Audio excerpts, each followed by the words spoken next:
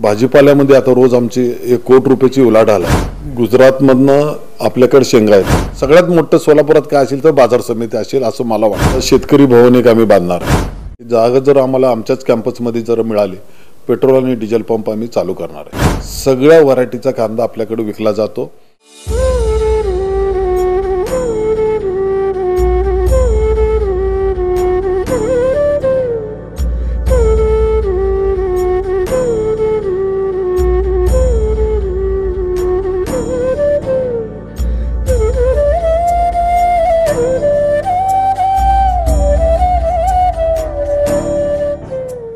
नमस्कार।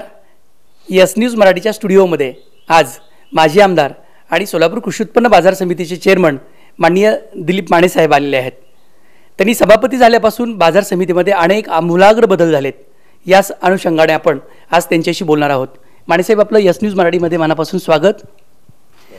आपण सभापती झाल्यानंतर सगळ्यात महत्त्वाचा निर्णय घेतलाय तो रात्रीच्या लिलावाचा।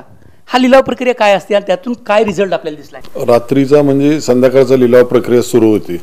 पहिला एक वेळेला सकाळी पहाटे 6ला चालू होणार, 5ला चालू होणार।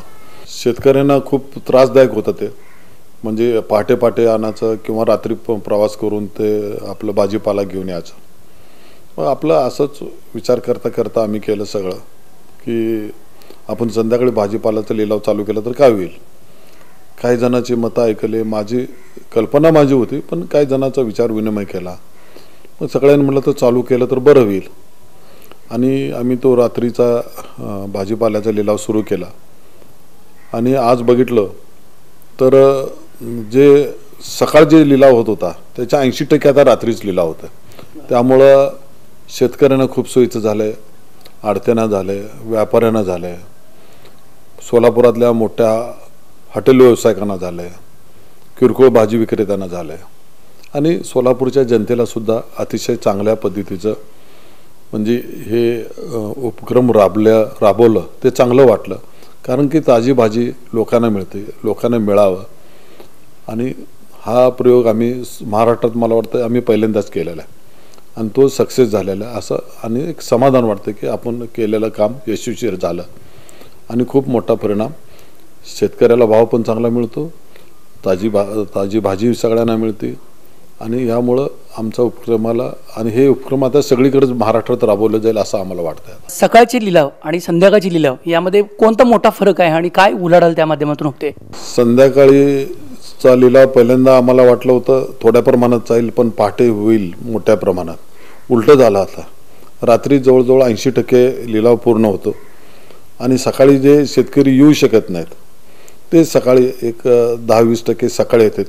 आम्हाला जे सकाळचा लिलाव संपाला सकाळी पहाटे 5ला सुरू झालेला 10 वाजेपर्यंत चालणार, आता सकाळी 6ला चालू होतं, साधारण 8 वाजेपर्यंत संपते। विक्रेतेच फक्त राहिलेले असते ते जेणे करून माल घेऊन जायला।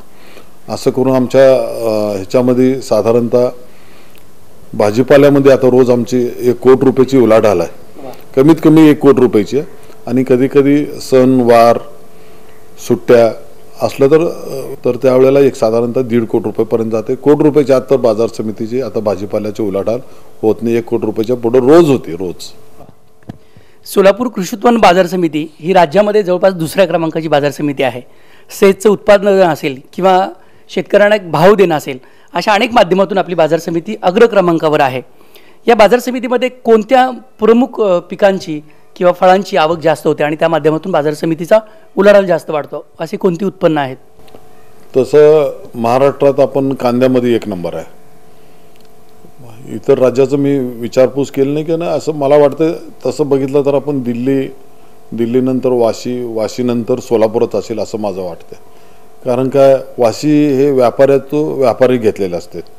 लासलगावला कांदा 1 नंबर असतो, नाशिकला कांदा 1 नंबर असतो, पण क्वांटिटीमध्ये आपल्या सोलापुरातला कांदा जास्त असतो। कारण का, आपण सर्वसामान्याचा शेतकरी हा आपला कांदा असतं, जे खालचा भाव 200 रुपये असला, 400 रुपये असला, 800 रुपये जरी असला, वरचा भाव 3,500-4,000 असू दे, सगळ्या व्हरायटीचा कांदा आपल्याकडे विकला जातो आणि ते विक्री होते आणि त्यांना पैसा ताबडतोब मिळतो। त्यामुळे एक समाधान आहे की सर्वसामान्य गरीब शेतकऱ्याचा कांदा आणि मोठ्या प्रमाणात करणारा कांदा आणि ह्याचं आम्हाला समाधान वाटतं की सर्व शेतकऱ्याला आम्ही मदत करू शकतो. आणि जवळजवळ आता आमच्याकडे साधारणतः 150 गाडी आता कांदा येतो सध्या, आणि तो आता साधारणतः 1 महिन्यानंतर, पुढच्या महिन्यानंतर साधारणतः 1,500 गाडी कांदा आपल्याकडं येईल. आणि ते महाराष्ट्रात आता आमचा देशात 1 नंबर करायचा चालला आहे. आता महाराष्ट्रात आपण 1 नंबर आहे, पण देशामध्ये 1 नंबर करायचा आमचा प्रयत्न चालू आहे. 1 नंबर करणं म्हणजे शेतकऱ्याचा माल आमच्यावर विश्वास आहे यावं असं आमची इच्छा असते. आपल्या बाजार समितीमध्ये अनेक जिल्ह्यातून, राज्यातून देखील माल यायला लागला आहे आणि मध्यंतरी गुजरातमधून पण काही वस्तू किंवा शेंगांची आवक होती, त्या संदर्भात काय सांगाल? गुजरातमधनं आपल्याकडे शेंगा येतात. साधारणतः त्यांची येण्याची टाईम साधारणतः 30 तास असतो, तरी पण आपल्याकडे शेंग येतं. आणि ते शेंगा त्याच्यामध्ये शेंगाचं बी 4 शेंगा असतात बघा, ती शेंगा आपल्याकडे येते. चंद्रपूरवरनं ढबू मिरची आपल्याकडे येते. कर्नाटकमधनं कांदा येतो आपल्याकडं. आणि पुण्याच्या पलीकडं आणि पुण्याच्या परिसरातनं तिथून आपल्याकडे कांदा येत असतो.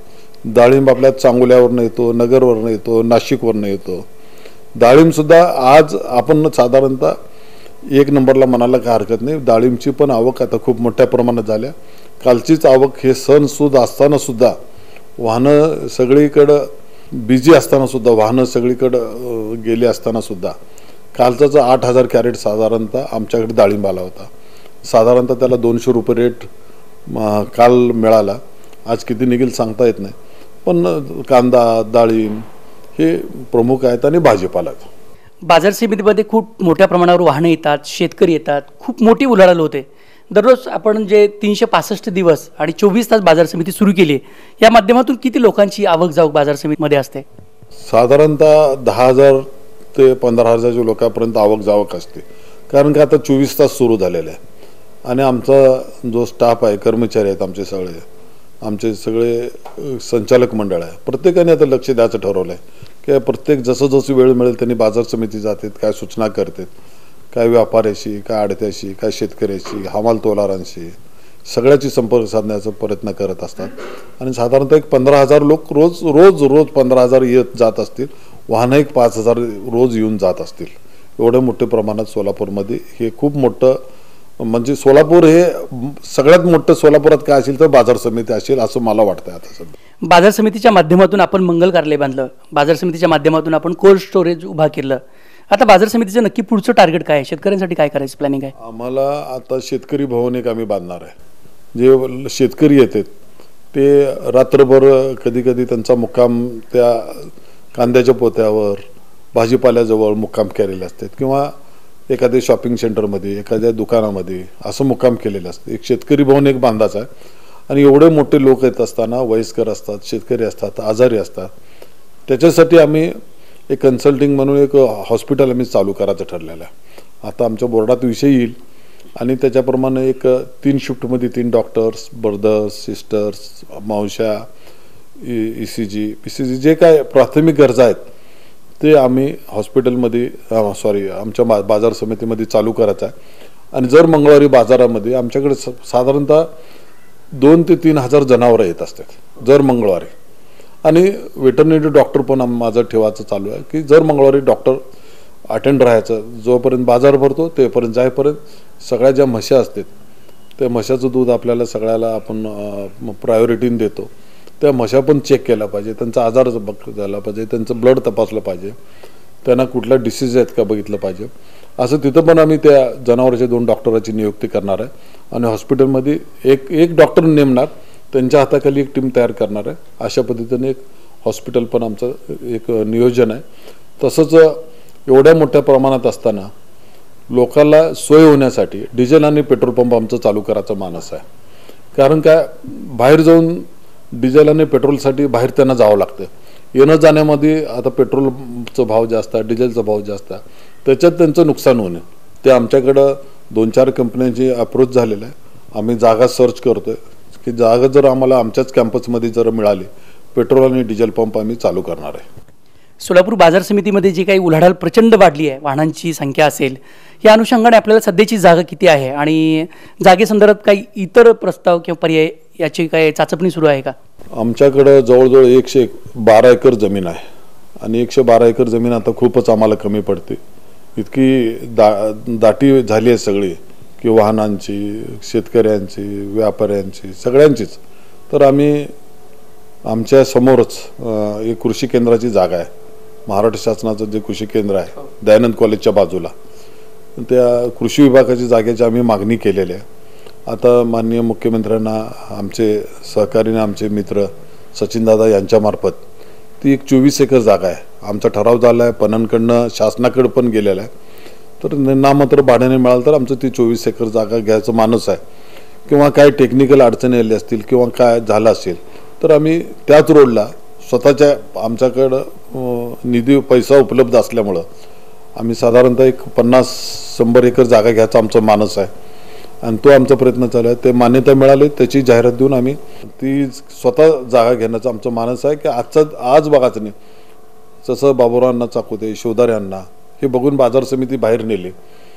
बाजार समिती पुढे वाढली पाहिजे. आज नाही, जरी आज गरज नाही असं नाही, आज गरजच आहे, पण एक 50-100 एकर जागा आम्ही रोड लगत असलेल्या आम्ही शोधतोय. कारण लांब जाऊन आताच घेतलेले बरं स्वस्तात पडते आणि परत शहरात आले म्हणजे खूप अवघड होतं. पण तो एक आमचा मानस आहे. बाजार समितीने ठराव केला आहे, आम्ही आता जागा सध्या सर्च करतोय.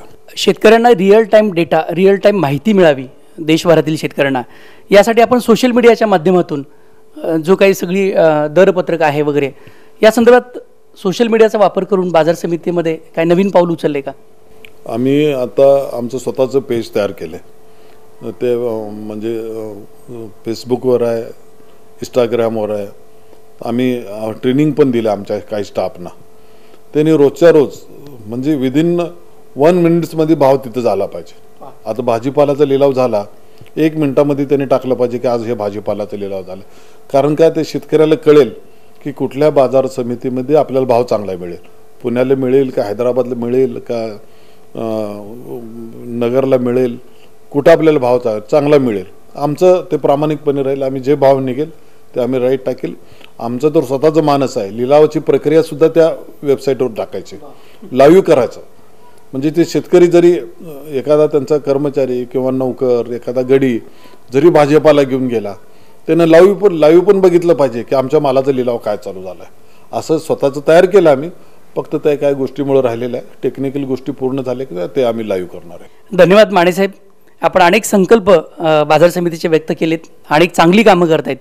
आज गणरायाच्या निमित्तानं आज एस न्यूज मराठीच्या कार्यालयात आपण पूजेसाठी आलात आणि बाजार समितीचे संकल्प व्यक्त केलात. हे सर्व संकल्प सिद्धीच जावो अशी गणरायाच्या चरणी प्रार्थना करतो आणि आपलं एस न्यूज मराठीच्या टीमकडून मनापासून आभार व्यक्त करतो. धन्यवाद. विविध कार्यक्रमांसाठी 2000 चौरस फुटाचा AC बँकवेट हॉल, हॉटेल चित्रा एक्झिक्युटिव्ह, लग्न समारंभ, रिसेप्शन, वाढदिवस, सेमिनार तसेच विविध बैठकींसाठी उपयुक्त असा सोलापूर शहराच्या मध्यवर्ती अशा सम्राट चौकातील हॉटेल चित्रा एक्झिक्युटिव्ह मध्ये. पत्ता 195 बुधवार पेठ, सम्राट चौक, चिडगुप्कर हॉस्पिटल समोर, सोलापूर. संपर्क 8956 03 31 00 आणि 8956 03 31 01.